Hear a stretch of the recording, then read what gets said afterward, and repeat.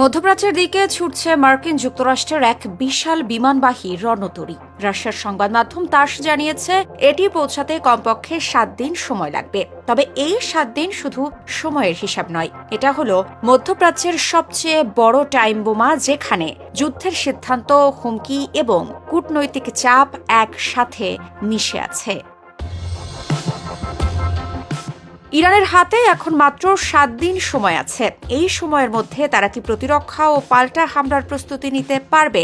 এটাই সবচেয়ে বড় প্রশ্ন। ইরানের সর্বোচ্চ কমান্ডাররা সীমিত সময়ের মধ্যে সিদ্ধান্ত নেবেন, আর যুক্তরাষ্ট্রের বিমানবাহী রণতরী ও যুদ্ধবিমান তাদের দিকে এগোচ্ছে।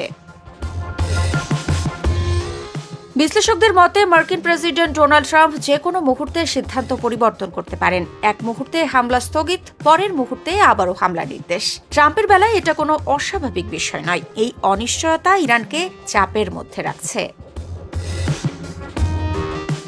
তবে ইরান কেবল প্রতিরক্ষা করছে না, তারা হুমকিও দিয়েছে। সৌদি আরব, তুরস্ক এবং সংযুক্ত আরব আমিরাতে থাকা মার্কিন ঘাঁটিগুলোতে হামলার হুমকি দিয়েছে তেহরান। বার্তা স্পষ্ট, আমাদের আগে মধ্যপ্রাচ্যের মার্কিন ঘাঁটিগুলোও জ্বলবে।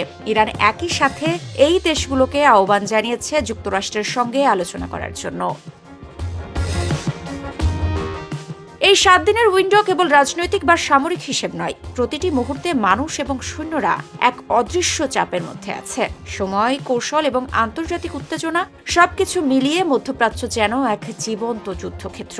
এখন প্রশ্ন, ট্রাম্প কি হামলা করবেন নাকি পর্যবেক্ষণ করবেন? ইরান কি প্রতিরক্ষা ও প্রতিশোধের জন্য প্রস্তুত? আর সাধারণ মানুষ কতটা নিরাপদ থাকবে? এসবের উত্তর সময় দেবে। ঋত্বিকা সিনহা বিশ্বাস, নিউজ 24।